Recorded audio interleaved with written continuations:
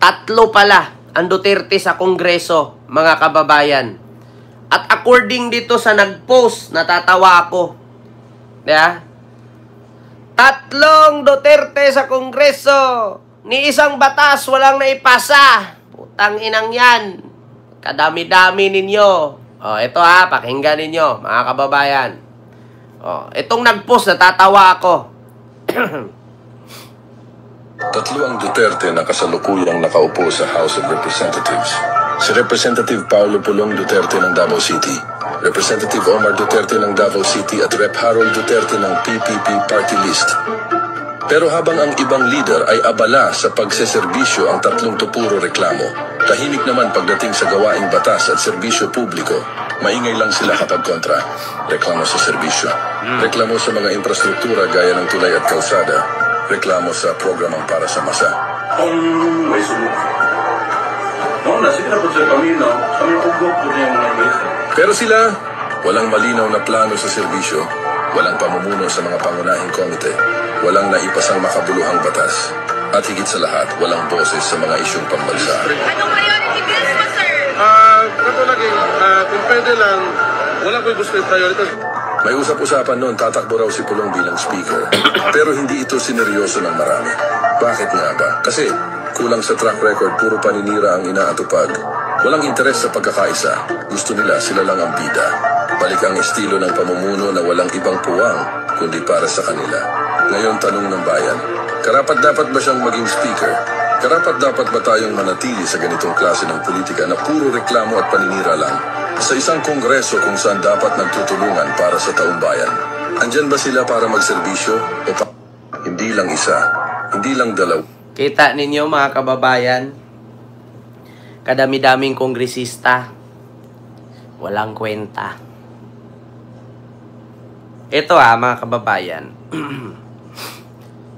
according sa aking topic kanina sa pagtanggap ni BBM at ni Sara mula sa kontraktor, pasensya na po kayo. Bakit? Kasi alam nyo, sa totoo lang mga kababayan, wala naman akong galit kay BBM. Ang sa akin lang kasi, yung ginastos nila sa kumpanya nila nung eleksyon 2022, pera natin yun eh. Di ba dapat pera nila ang gastusin nila kasi tumakbo nga sila? Ano bang sabi ni Vico Soto? Kapag ang politiko gumastos ng milyon-milyon, babawiin nila yan. Kaya yung iba gumastos ng milyon hindi binawi. Bakit? Hindi sa kanila galing. Pero ngayon, mga kababayan, tanong ko lang, okay ba sa inyo yung ganon?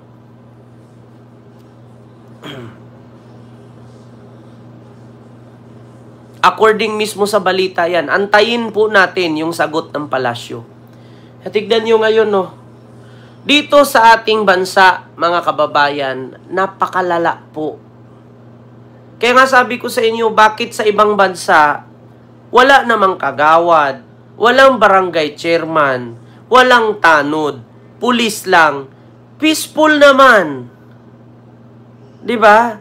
Peaceful naman ang kanilang bansa. Bakit dito may chairman, may kagawad, may tanod, city councilor, may congressman, may senador? Pero putang ina, wala namang mga kwenta.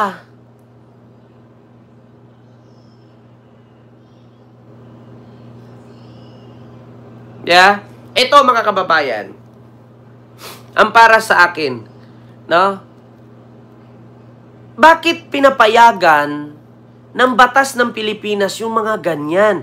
Katulad kay Sara, naging vice president siya, pero hindi siya gumagalaw.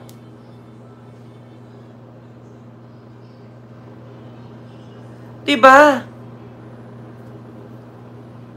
Biyahe dito, biyahe doon, pero sumasahod siya.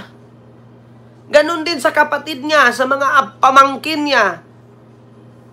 Congressman dito, congressman doon, congressman dyan. Walang ginagawa. Not only for Duterte marami pang ibang congressman dyan. Kita ninyo, kongresista sa Pilipinas, 300 plus. Pero yung makikita mong gumagalaw, hindi abot 20. Asaan yung iba? Ano yan? Kahit hindi nakapagtapos sa pag-aaral, basta apo ka ng presidente, pamangkin ka ng vice president, kapatid mo mayor, papasok ka sa politiko. Tapos ang ilalagay mo occupation, politician. Hindi po trabaho ang politician. Kasi kadalasan sa mga politician sa Pilipinas, kaya lang naman sila pumapasok dyan kasi nagkakapera. The best way to become a rich businessman or politician, yun lang naman eh. Kaya nga magugulat kayo, paano naging bilyonaryo yung apo ni Digong na wala namang degree? Wala namang educational attainment pero naging billionaire. Naging congressman pa. Ganun na ba ang batayan ngayon?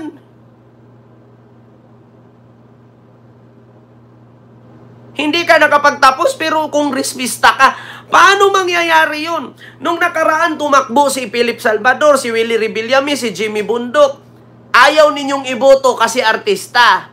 Pero yung apo ni Digong na anak ni Pulong, binuto ninyo, hindi naman nakapagtapos. My God.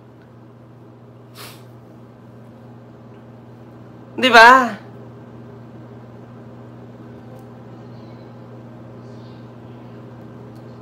Ang hirap mga kababayan. Katotoo lang, tayo, taong bayan. Tayo, taong bayan ang niloloko ng mga putang inang politisyan.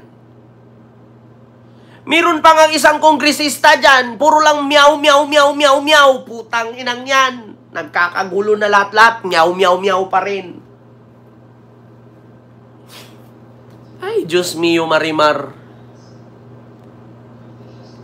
Hindi ba natin pwedeng wakasan yan? Hahayaan na lang ba natin ganyan lagi? Walang mangyayari sa ating bansa.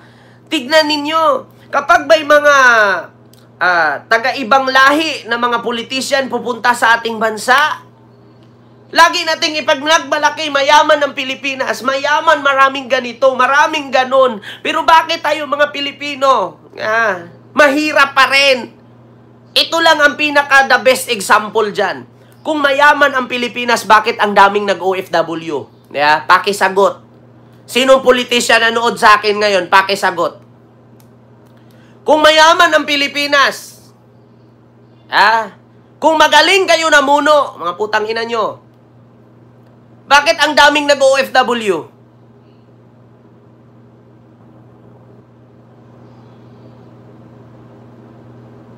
Di ba? Simple lang. Maniwala lang ako sa Pilipinas na mayaman kung walang OFW. Yun lang. Bakit ang Saudi, may narinig ka na taga-Saudi, nag-OFW, pumuntang Pilipinas, nangatulong? Bakit taga-Qatar, nakakita ka ng Qatari National, pumunta ng Philippines, nangatulong?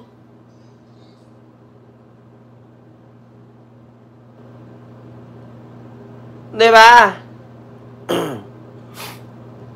Can't my live see you see clear? Ano ba to? Nawala eh.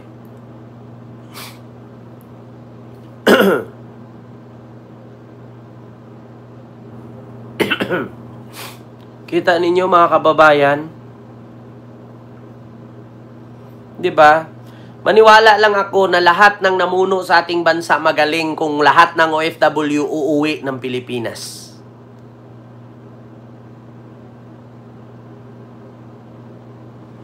Diba? Hanggat may OFW sa ibang bansa, huwag na kayong maniwala na uunlad pa ang Pilipinas. Putang inang yan. Piruin nyo, pagdating sa doktor, pagdating sa nurse, kulang tayo. Bakit? Andun lahat sa ibang bansa. Bakit? Kasi mas malaki ang sahod dun. Yung pagod dito at pagod dun, pareho lang. Pero yung sahod dito at sahod doon, times 10 doon. 1 lang dito. Yung benepisyo pa na makukuha ng doktor at nurse, engineer, architect, doble-doble pa. Dito sa Pilipinas, arkitek ka na lahat-lahat pag hindi ka kilala na katulad sa kapatid ni Smolaude. Hindi ka kilala katulad sa asawa ni Sasha Padilla. Hindi ka bilyonaryo. Yeah. Arkitek ka nga. Hindi ka naman sikat. Sinong kukuha sa'yo? Yeah. Seaman ka nga. Hindi ka naman nakasampa kasi wala kang kilala sa barko. Yeah. Sundalo ka nga. Hindi ka naman mapopromote kung hindi ka magsip-sip sa leader nyo. Yeah. Pulis ka nga. Hindi naman tataas ang ranggo mo kung hindi ka gagawa ng mali. Diyos mio Marimar, tignan nyo yung mga pulis sa Maynila, iniimbestigahan. Meron silang pinasok na nire-read nila. Tapos ang dami nilang bit-bit na bag kung ano-ano yung mga loob ng bag na yon. Tapos kinausap pa yung may-ari ng CCTV na kapag may pumunta, wag daw ipagsabi. Kita nyo yan? Hay, Diyos ko. Kahit naman i-lifestyle check natin yung mga nasa gobyerno wala ka pa rin makikita dyan. Bakit? Ganito yan. Halimbawa, ako si Ken Cayon, congressman ako. I-lifestyle check mo ako. Ano makikita mo i-lifestyle check sa akin? Kung hindi nyo naman ako nakikitang sumakay ng private plane, hindi nyo naman ako nakikitang sumakay ng yate. Kasi bakit? Kapag nasa private plane ako, kapag nasa yate ako, bawal camera. Anong i-lifestyle check nyo? Tapos, ang gagawin ko niyan, magagawa lang ako ng bahay, yung sakto lang sa sinasahod ko, pero may underground. Yung bahay maliit. Pero yung ilalim nun, mamala syudad ang laki. May mga ganyang estilo. Take note, mga kababayan. Sa kalugaran namin, sa Mindanao. Mga mayor lang yan. Buksan mo yung bahay, putang ina yung underground yan. May sinihan, may gym. Kumpleto lahat yan sa pagkain sa ilalim. Yung mga basement yan, naka-elevator pa. Hindi nyo lang alam. Kasi kami sa Mindanao, in case of gera-gera, nakahanda na. Tignan nyo ang Israel. Di ba meron silang bunker? Sa loob ng bunker, kumpleto lahat. Ganun ang utak ng mga taga Mindanao. Kapag politician ka, in case na lifestyle check ka, hindi nila malalaman. Bakit?